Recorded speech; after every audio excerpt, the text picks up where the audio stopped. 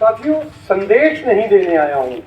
जो हमसे गलतियां हुई वो गलतियां ना हो जाए दोबारा, वो एक बार एक आपसे हाथ जोड़कर विनती करने आया हूँ।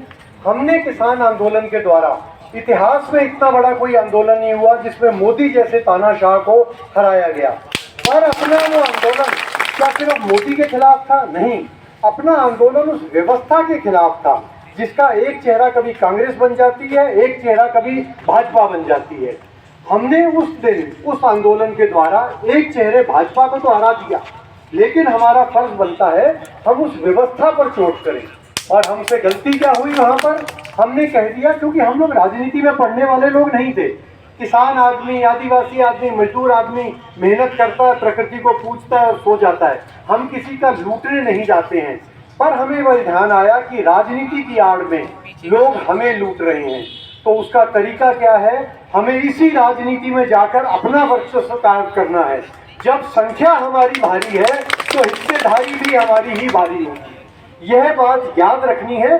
और पहले आप कर लीजिए, चलो आप हमारे नेता हैं। अब हमें वो शर्म लिहाज छोड़नी होगी।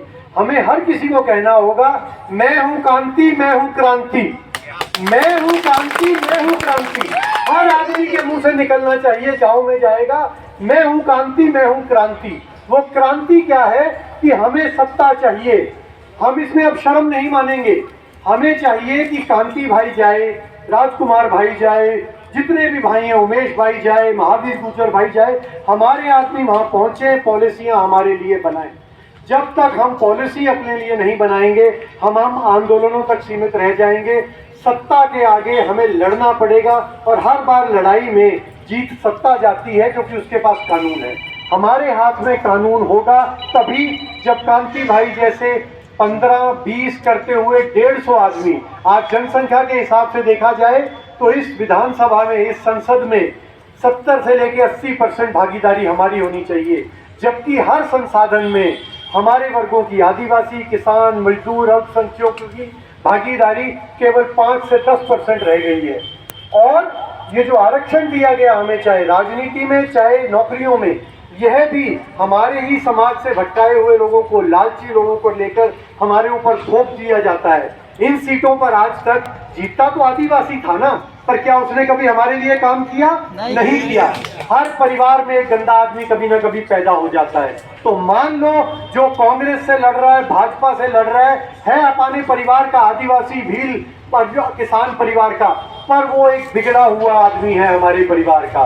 हमें उसको साथ लेना होगा, पर उसके कान भी मरोड़ने होंगे। उसको उसकी औकात याद दिलानी होगी कि तुम हमारे जूत पर हो अगर तुम समाज के साथ नहीं हो। सबसे ऊपर समाज को रखना है।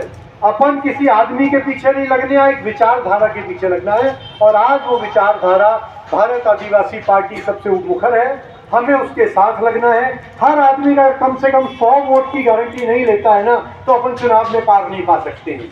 अपने को वोट डालना नहीं है, वोट दिलवाना है। आज से लेकर जाके, जैसे जितेंद्र भाई ने बोला, आपको कांति भाई बनकर जगह जगह जाना है। हमें आदिवासियों से उस आंदोलन में इतना सहयोग मिला, पैसे से सहयोग मिला, राशन से सहयोग मिला, हौसले से सहयोग मिला, और हम भी उसी सहयोग के साथ आपके साथ हैं। संयुक्त किसान मोर्चा के घटक दल आपके साथ हैं बिल्कुल इस आंदोलन में। और जब तक ये चुनाव चल रहा है आपके साथ रहेंगे, सोशल मीडिया के साथ और जमीन पर भी। बस आपको मजबूत रहना है। कहीं आपके खिलाफ आपके नाम जैसे लोग खड़े किए जाएंगे, आपकी पार्टी जैसे लोग खड़े किए जाएंगे। आपको एक एक आदमी को समझा कर आना है। वो संसाधनों से लड़ सकते हैं, हम आदमियों से लड़ेंगे। यह फर्क हमारे और उनके बीच में है। उनके लिए एक चुनाव है, हमारे लिए एक आंदोलन नहीं है, हमारे लिए एक आज़ादी की लड़ाई है। ये हमारे लिए 47 के बाद आज़ादी की लड़ाई है। तो इसलिए इसको आप आज़ादी की लड़ाई मानकर चलिए, एक रहिए, और जहां भी जाइए मैं भी कांति, मैं हूं क्रांति, यह जाकर बोलना है। जय जोहार, धन्यवाद।